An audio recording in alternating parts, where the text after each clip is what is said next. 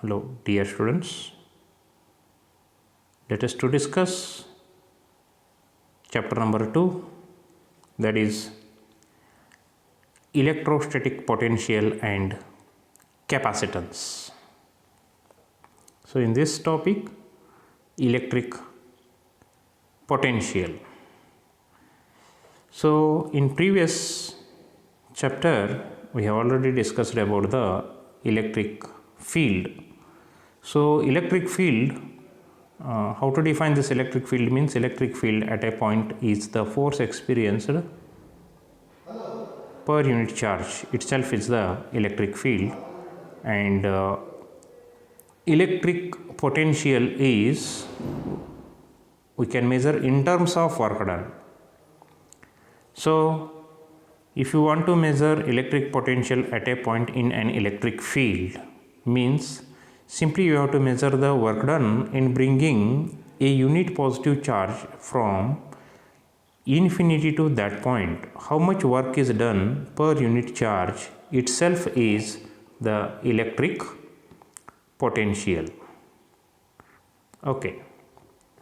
So, the electric potential at a point is the amount of work done in bringing or in transferring or in moving a unit positive charge from infinity to that point, okay, against the electric field or electrostatic field. So, and electric potential is a scalar quantity, and the SI unit of electric potential is work done per unit charge, means work done is joule, charge is coulomb, work by charge joules per coulomb, and also joule is Newton meter per coulomb is the unit of electric potential. Instead of this, a special unit of electric potential is volt. Commonly, all of you heard the name volt. Volt is very common and very popular in electricity. Okay. So, then the electric potential is measured in terms of volt. So, 1 volt, how to define 1 volt? Okay. So, the electric potential at a point is 1 volt if 1 joule of work is done when the charge is moving, 1 coulomb of charge is moving from infinity to that point in the electric field. Okay. So, V is work done per unit charge. Work by charge is potential. So, some important note here.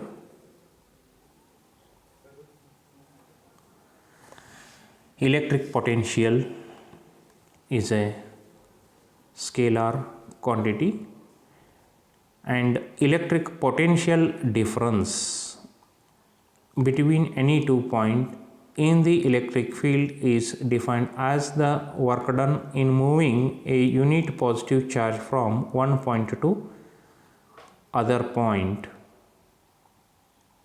against the electric field.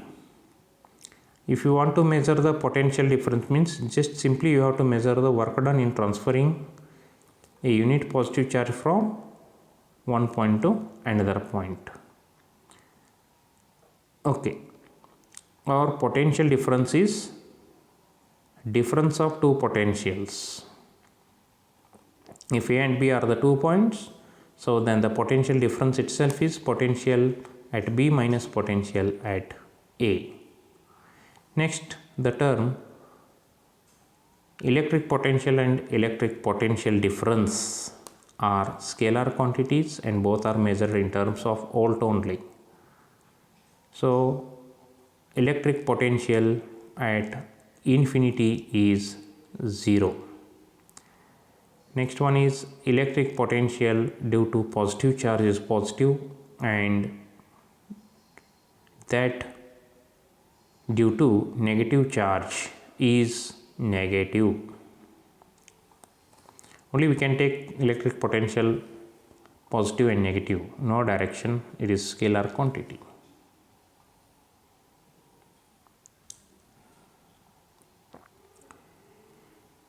Next one, how to measure the electric potential due to a single point charge. See, in previous topic we have already calculated the electric field due to a single point charge. How to measure the electric field due to a single point charge means by keeping the unit positive charge and measuring the force experienced by that unit positive charge itself is the electric field at that point.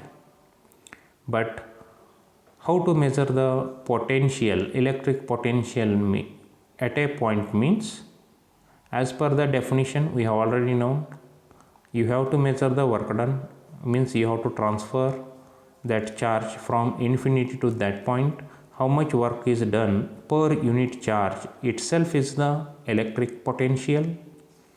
Okay, so let us to discuss about electric potential due to a single point charge.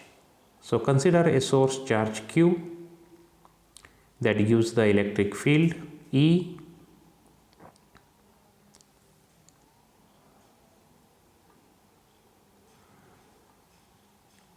One point which is at infinite distance. Take a test charge Q naught.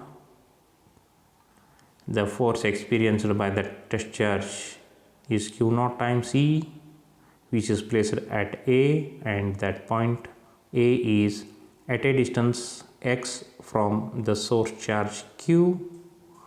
Take two more points B and C, where B is very close to A, let the distance between A and B is very small, let that is dx, and C is the point which is at a distance r from the source charge Q. Okay.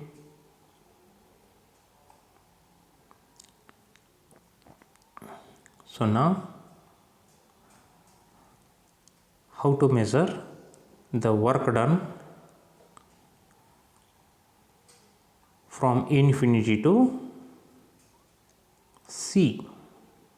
So before measuring or before calculating the work done, first we have to measure the small amount of work is done when the test charge is shifted from A to B through small distance dx against the force Q naught times E. We have already known the force is, or the work done is, force into displacement. Here the force is Q naught times E and displacement is dx, so the dot product of these two measures work done. Here the direction of force and the direction of the displacement are in opposite, so hence we have already known the dot product of two vector is product of their magnitude and the cosine of an angle between them. So cos 180 value is -1, so here the magnitude of field or magnitude of force and magnitude of displacement,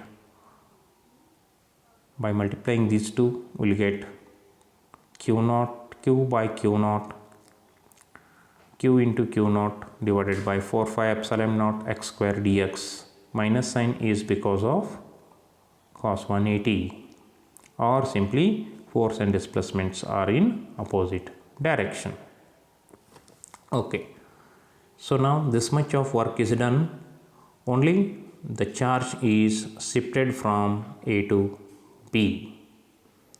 So now then how to measure the work done from infinity to R?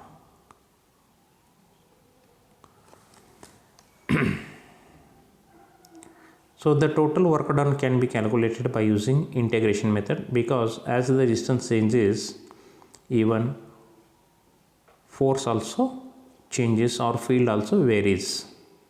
So let us to discuss the total work done can be calculated as integration from infinity to b dw, that is minus infinity to r, c minus of integration from infinity to r q naught divided by 4 pi epsilon naught x square dx.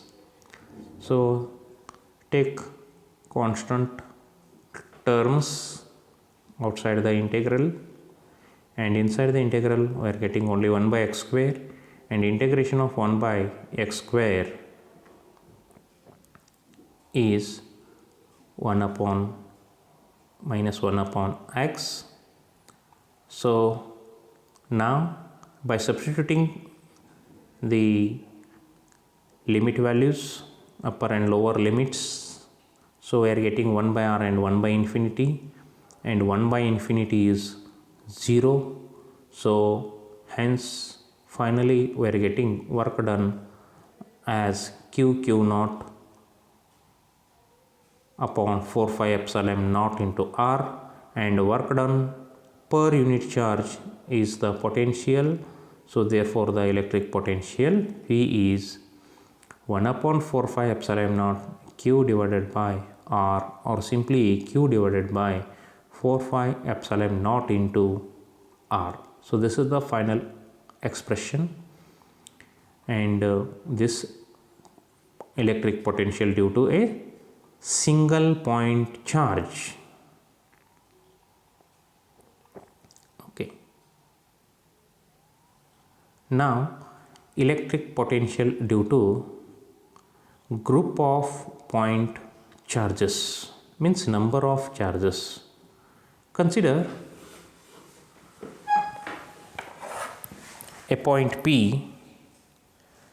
Let the charges q1, q2, q3, q4, so on, qn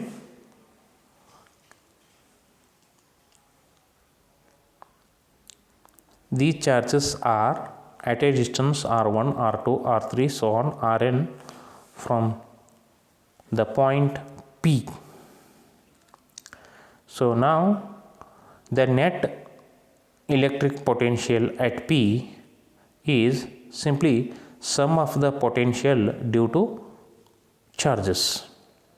So that is V equal to V1 plus V2 plus V3, so on, Vn, where V1 is the potential due to potential at P due to Q1, V2 is the potential at P due to Q2, so on. Similarly, Vn indicates potential at P due to nth charge Qn.